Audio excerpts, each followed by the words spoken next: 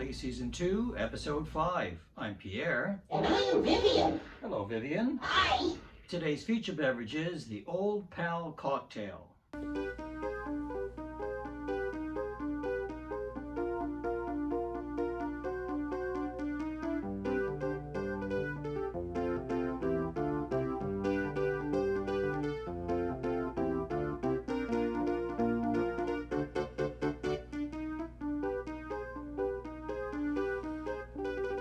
Cheers! The OodnPal Cocktail recipe was first published by the owner of Harry's New York bar in Paris, France. So, Vivian, what story would you like to talk about today? We will talk about Doctor Who, Vengeance on Varos, first broadcast January 19th, 1985. Vengeance on Varos stars Colin Baker as the Sixth Doctor and Nicola Bryant as Pierre. Our story opens on a red planet with domed complexes. They do a lot of Zyton mining on Varos. Inside a dome we find Jondar. Played by Jason Connery, son of Sean Connery. He's shirtless and tied to a wall, being bombarded by a nasty-looking ray gun. It is being broadcast live. Eric arrives home to Etta, who's watching TV. They share a very meager meal. There have been cutbacks, there have been shortages. Eric is played by Stephen Yardley, who also played Severin in Genesis of the Daleks back in 1975.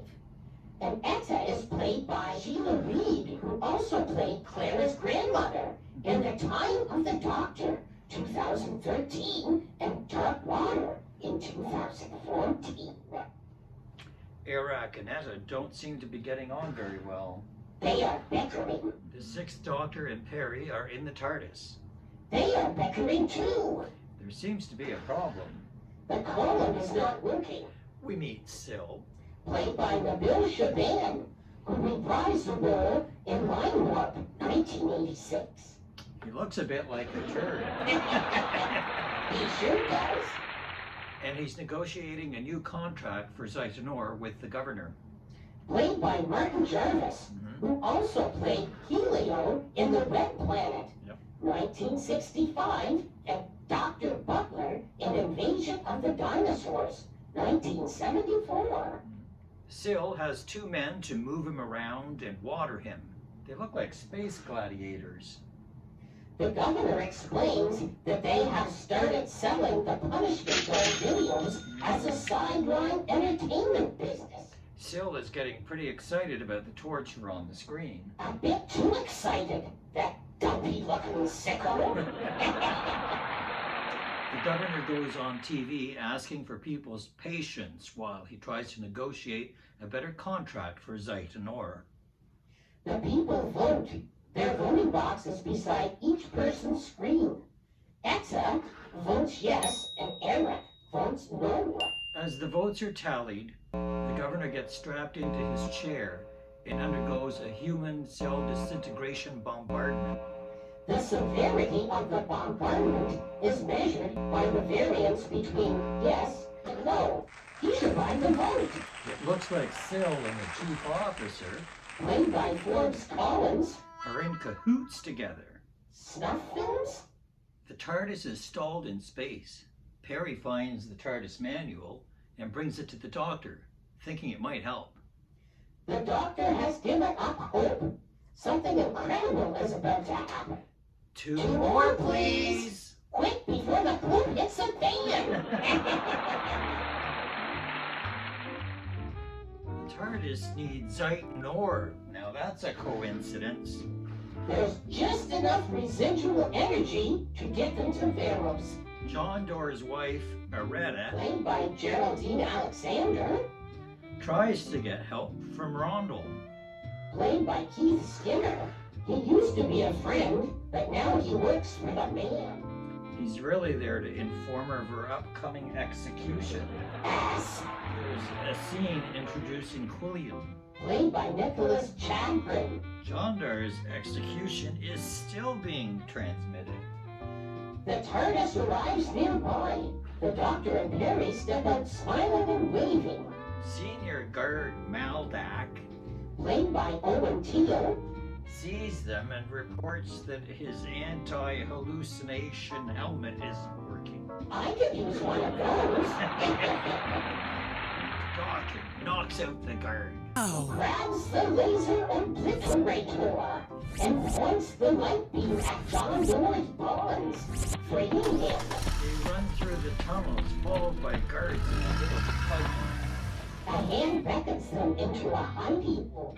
They join Aretta and Rondo, who explain about the rebels, Zaitan, and what goes on in the punishment dome. As they move out, Rondel is killed by another guard. They enter the purple zone and are faced with a monster. The doctor gets everybody to hold hands and he leads them to safety. Turns out the monster was just a googly fly. Syl wants the doctor and Perry removed for questioning. Meanwhile, the others reach the spot where they left the TARDIS, but it's not there. Syl has had it brought to Television Center. They get caught by the guards in the cart.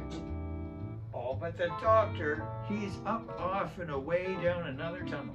He's hypnotized into believing he is in the desert. And he dies of mental dehydration. Harry, now in Television Center, refuses to accept the doctor's death. But Syl exclaims gleefully, the doctor is dead as death. Dad, he's just a little turd. Dump him. He ends up on a stretcher in a corpse disposal room. The workmen there are dumping dead bodies into a bath of acid. Just before it's the doctor's turn for a dip, he wakes up. He's alive! Guards wrestle with the doctor. Both guards end up in the acid. The doctor grabs his coat and saunters off. Caught again, the doctor is brought to the governor for questioning. Mary hasn't been very helpful so far, has she? Syl Who represents the Galatron Mining Corporation. thinks the doctor and Perry are there from a rival company. He wants all the Zeton ore for Galatron, and he wants it very cheap. He wants to run their entertainment business. He even wants to rule Varos. Mega, No. meanie. Don't get much out of the doctor and Perry. So they decide to execute the Doctor and Jondar. Bax Played by Graham Cole, suggests a classical style execution. it might draw in larger funeral numbers. The ladies are taken for rehabilitation disturbance Of their molecular structures. It's Quillian's experiment. there's a procession headed by a priest. In the name of the great video. The procession leads them to a hangman's platform. The governor asks if they have any last words. At the last moment, the doctor yells out, "Wait!" The governor stops everything to hear the doctor talk. He starts talking about the true value of Zyton. Syl freaks out and pushes his men to pull the hangman's lever. After a scuffle, the floor falls away. They fall, but are not hanged. The doctor knew they would be safe all along. He will tell the governor the ore's true value if he frees Perry and Aretta unharmed. Quillian says the process has already started. The doctor grabs a gun and starts firing shots into the control board. Sparks fly. He and John Doerr take off with Maldak to free the girls. Perry is turning into a bird girl. Aretta is turning into a lizard girl. The Avengencers of Varos. They manage to steal a patrol buggy and run off with the girls. The girls are kind of floppy, like when the cat's been in the sun too long. There's some shooting, and they get separated. Perry is returned to the governor. The chief officer forces a final vote. The governor won't survive the vote this time. Eric votes no on both controllers. There are too many no votes. The cell-killing light show starts. He convinces Maldak this isn't the way. Maldak shoots the light thing, saving them both. They escape through a small hatch in the wall. In the end zone, the Doctor, Aretta, and Jandar are euphoric. But what is this? A couple of old men in diapers? They're baby cannibals. They find a forest of sorts. The doctor warns them not to touch the vines because they can kill you. The chief and Quilliam meet up with him, threatening death. Jondar and Aretta let go of the vines. They were safely holded back. Quilliam and the chief are dead. Harry shows up with the governor and Maldak. As everyone returns to the television center, Sill's invasion force is on the way.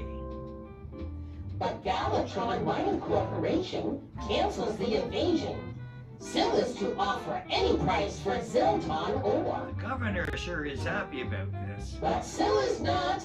I'm afraid he may turn into diarrhea yet. The doctor gets the Zilton ore he needs for the TARDIS. And they slip away quietly this time. The governor tells the people no more punishment though, and a better price for the Zilton ore. Without the broadcasts, Iraq and Etta will have to have a conversation. With each other? Oh no! The Doctor and Perry are off on new adventures. That's it for today. We hope you enjoyed it. Don't forget to like and subscribe. That is what the doctor would do. Let us know what Doctor Who stories you'd like us to discuss in the comment section down below. Join us next time for a stinger in Doctor Who, the Unicorn and the Wasp. I'm Pierre. And I am Vivian.